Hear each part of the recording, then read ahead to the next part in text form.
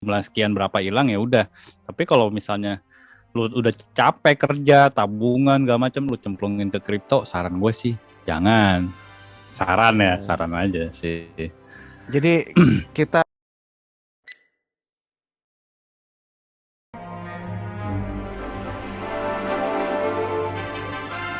edukasi juga ya kalau kita mau main kripto itu jangan menggunakan uang sehari-hari lah, kecuali ada uang dingin lebih yang nggak uang dingin kepake betul. lah ibarat kata gitu ya. Iya. Dan itu pun kita harus prepare apabila sewaktu-waktu itu akan hangus begitu aja ya.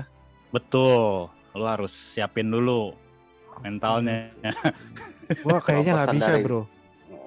Kalau pesan dari gua juga nih ya, lu jangan sampai minjem buat main-main beginian. Apalagi pakai duit dagang yang mestinya lu bayar supplier lu bayar pabrik atau lu bayar vendor atau lu pinjem dari orang buat masuk ke ginian. Jangan. Lu straight to hell, man. Itu sorry dah. Gue soal pernah dengar ada yang aja ya. Lu fucking shit. Lu straight to hell, man. Iya benar. Kalau lu pakai pinjem terus lu pakai buat beginian gitu. Ada yang pinjol juga lu, gue denger orang. Oh yoi. Serius buat main ini, buat main kripto. Yes. Yoi. Gue pernah dengar sih itu fakta. Gue nggak punya banget. Gue nggak ada pengalaman yang orang-orang yang gue tahu kayak gitu sih. Tapi kalau yang pinjam duit sama temennya terus cemplungin tuh gue tahu beberapa itu. Itu fakta lah bener, serius. Fakta. Ada yang lebih parah lagi, duit dagangannya dia, cash flow-nya dia dijeblosin, kan gila itu. Itu sih.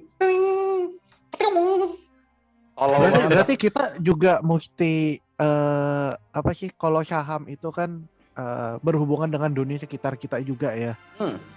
Untuk misalnya kita memilih saham mana nih, itu kripto juga berlaku seperti itu ya berarti ya. Betul.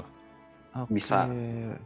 Karena lo bisa cek historinya juga, lo bisa googling juga apa sih nih di balik koin ini atau siapa gak macem, karena semua biasanya sih rata-rata koinnya ada historinya gitu. Kalau ada yang ngajak-ngajak lu, saran gua kalau lu emang penasaran, start small aja. 100.000 juga bisa kok, 100.000 kasar. Iya, start small aja, nggak usah gede-gede. Buat mau tahu aja apa sih gitu loh. Iya. Karena ya menurut gua sebenarnya benefitnya banyak. Yang tadi gua bilang, lu nggak mungkin mau tenteng-tenteng duit lah buat lu berpergian. In the end semuanya pasti digital. Iya benar sih ya bang. Tapi kemungkinan ke depannya itu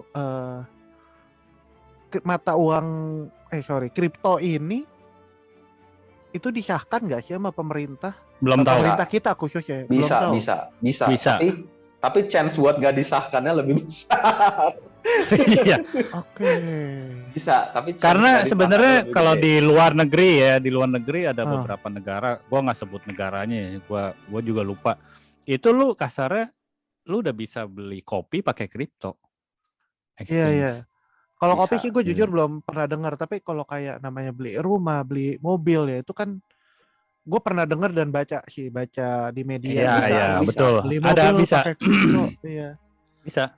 Tapi kan kadang konyol ya. Ibaratnya kalau lu pikir-pikir pakai logika, kalau lu sebagai penjual barang, lu jual dengan harga si kripto itu, waktu anggap si BTC waktu itu masih $60,000 ya.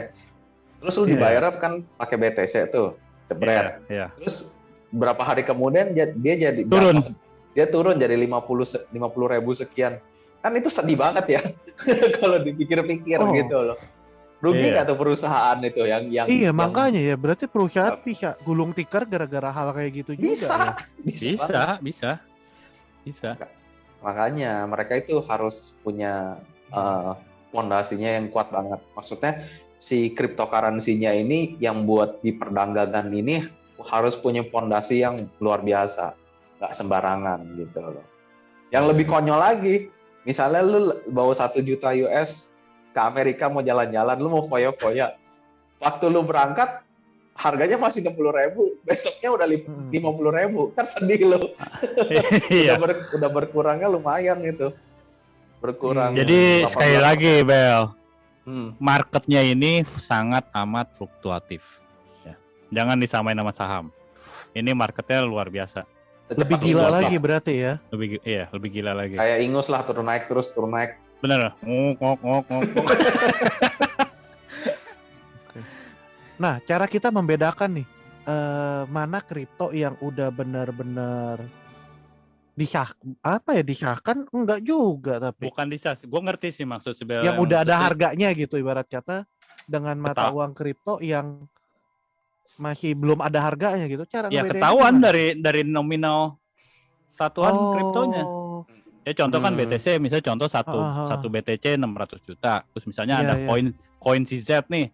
Satu koinnya paling misalnya baru 0, sekian perak. Itu yang menentukan value-nya. Oke. Gitu. Kalau gua nangkapnya si Belal maksudnya itu mana yang koinnya berharga, mana yang koinnya enggak ya. Maksud lo begitu bukan, Bel? Karena koin yang harganya perakan juga sebenarnya bisa berharga. Bisa berharga. Bisa juga. Maksud gue sih lebih ke arah gini. Kalau kayak BTC kan udah tahu nih 600 juta gitu. Iya. Nah, kan gue beberapa kali ditawarin gitu kripto yang gue nggak pernah denger. Kayak misalnya apalah gitu. Ada beberapa gitu. XYZ lah gitu lah ya. Iya. Dia bilang, ini belum ada harganya loh. Lah, terus buat apa gitu kan? Kalau belum ada harganya, ibarat kata gue invest pun. Oh, gue nangkep deh. Iya. Belum ada harganya. Sampai kapan itu akan berharga? Itu nggak bisa menjamin. Nggak bisa menjamin. Oke. Itu gue cuma punya dua jawaban kalau itu. Kalau itu gue cuma punya dua jawaban. Iya. Satu, dia mau scam dengan cara narik investor sebanyak-banyaknya dengan harapan koin dia akan naik. Iya, bisa. Kedua, dia nyari investor buat bikin project. Ya, project. Dan jaminan dia adalah koin dia itu. Dia memberikan koinnya kepada lu dengan harapan ibaratnya dia mau bikin project yang gila. Contoh mau bikin supermarket digital atau apa gitu. Yang udah butuh dananya tuh udah nggak masuk akal lah ya. Million dollar, puluhan million dollar lah ya gitu loh. Nah, itu dia butuh investor kan. Dia ngasih jaminannya nih koin lo nih. Lo kalau jadi investor gue, tiap bulan ntar gue kasih lu dividen dalam nilai koin gue. Tapi kebanyakan sih belangsak. Gak ada yang jadi proyeknya satupun juga. Waktu launching langsung gone. Bras, penipuan. Itu statistiknya mungkin 90% juga lah. Biasanya 90% gede banget ya. Gede banget. Dia naik harganya. Sebelum launching biasanya. Satu hari sebelum launching dia biasanya pompa dulu tuh. Wow, naik. Begitu launching jebret langsung didam. Oke. Proyeknya belum ada. Dan mungkin dari awal juga nggak ada. Emang penipuan kalau kayak gitu. ada sih yang proyeknya berhasil, ada. Nah itu salah satunya ya kita tahu lah ya siapa lah ya. Iya. Nggak tahu gua tuh. Pendirinya Facebook. Ada dia yang launching. Iya, itu udah nggak mungkin scam ya kalau kayak gitu. Iya, scam kecil banget lah scamnya kayak gitu. Tapi itu pun masih ada kemungkinan ya. Itu gagal bisa. Kalau dia gagal, Bu. Kalau dia bisa, dia mungkin proyeksi ini harus balik modal dalam waktu sekitar 10 tahun. Ternyata tahun ke-11 aja belum break even, mungkin dia abolish. Kalau misalnya dia bilang proyeknya dihentikan ya udah. Debu itu. Nggak nolong juga. Terus apa untungnya ya main kripto berarti ya? Nah itu sebenarnya bener-bener gambling ya kita ya. Luas sih sebenarnya ya. Gimana ya? Kalau gue bilang ya, yang pakai yang kayak gue bilang aja. Tujuannya itu adalah memudahkan kita untuk membawa-bawa fiat daripada kita tenteng duit beneran secara gabruk. Ya udah. Istilahnya lu punya dompet digital, Bel. Tujuannya itu aja sebenarnya. Itu doang yang paling penting lah. Gitu. Itu aja. Tapi kalau kayak gitu, ini sorry to say ya. Yeah. Kalau yang udah kayak gitu berarti harusnya yang main ini orang-orang yang benar-benar udah berduit kan. Betul. Kalau kayak gua, kalau masih kayak gua, warga receh, kayaknya gua mandi semua harta gua bawa juga kayaknya masih bisa kepegang gitu loh. Bentar. Oh iya. Nah, kita emang nggak bisa mainin, Bel. Gua sama Kodev ini bukan player. Kita cuman ikan yang ngikutin arus. Iya. Bukan player. Kita cuman bisa baca. Kayaknya seperti ini, historinya seperti ini, perubahan harganya. Kayaknya grafiknya bakal kayak gini nih, macam.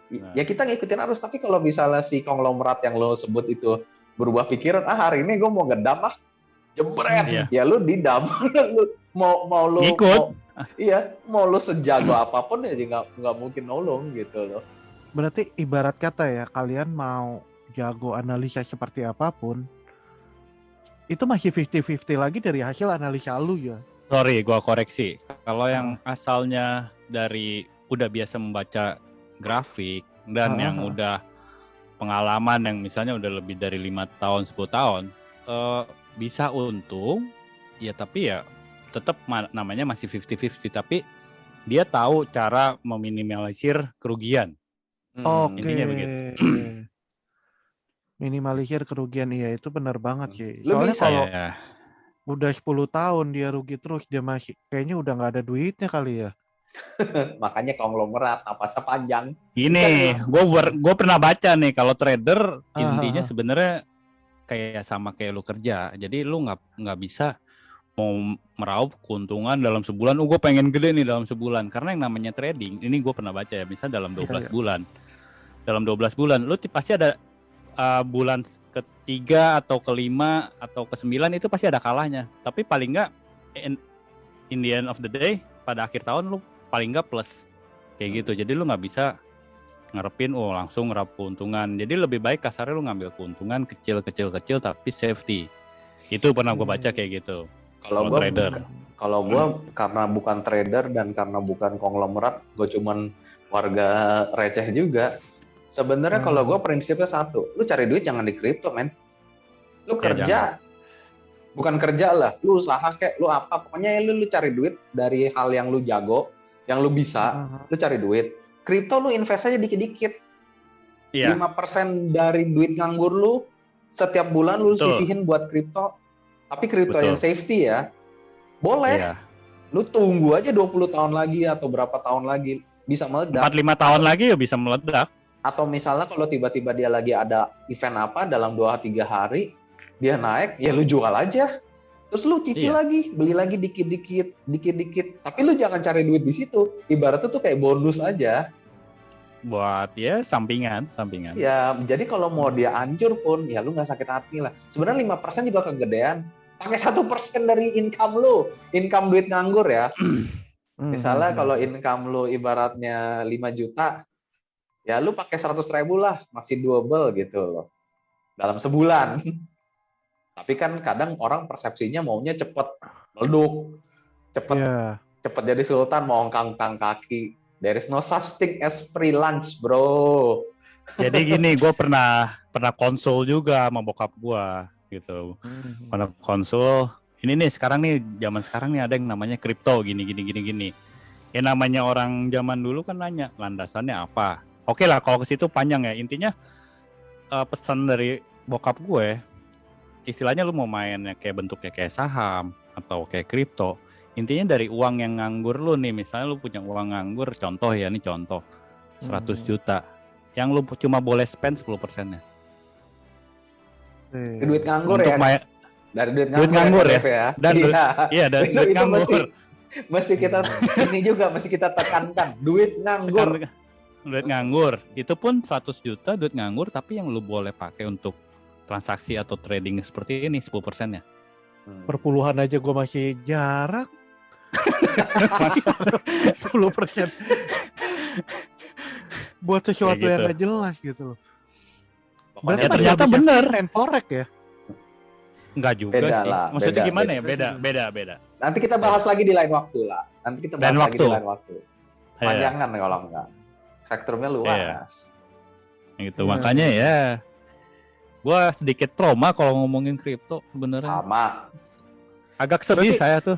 Mungkin kalian berdua itu Superman, jadinya kalau udah dengar kripto itu agak sedikit ciut nyalinya kan. Iya ya kan? Bisa dibilang. Biarpun sebenarnya itu duit nganggur, lu kalau hilang tetap sakit. Tetap kesel. Iya tetap pasti kesel. sih.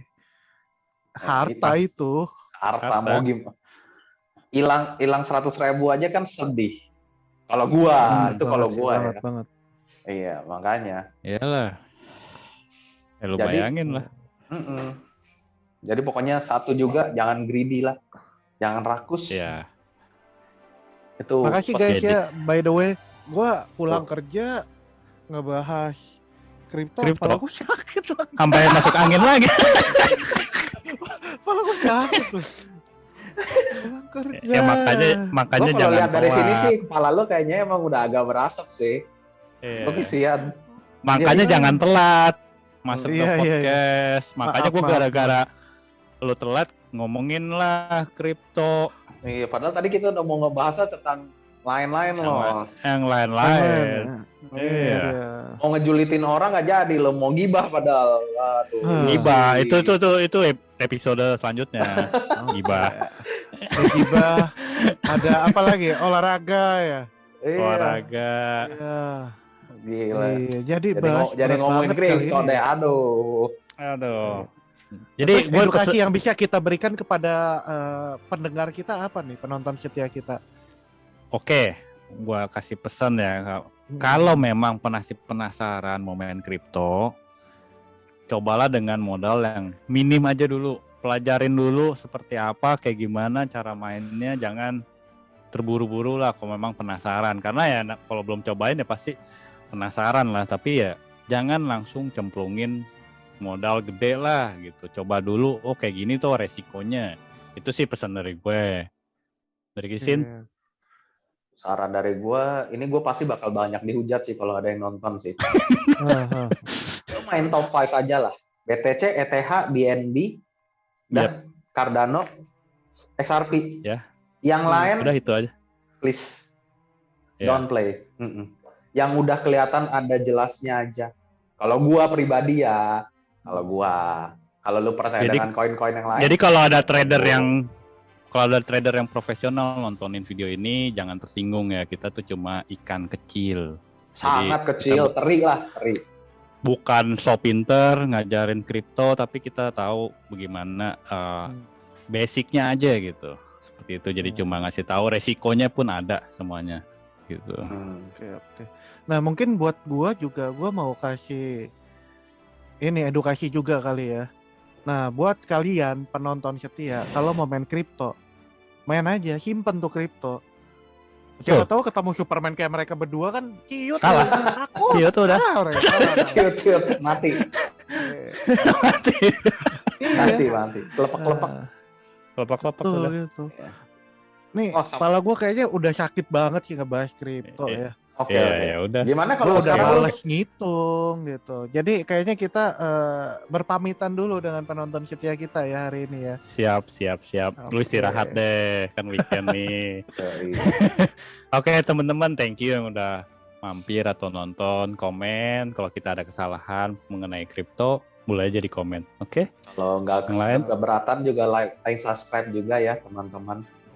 Betul. Akan nolong kita banget juga biar kita nggak lama-lama jadi teri. Iya. Gua nggak tahu mau komen apa. Hari ini gue jadi cameo. Iya. Lain gara-gara telat juga kan. Gitu. Kita lanjut lagi. Oke. Sampai di video selanjutnya. Bye. Oke, goodbye. Thank you teman-teman.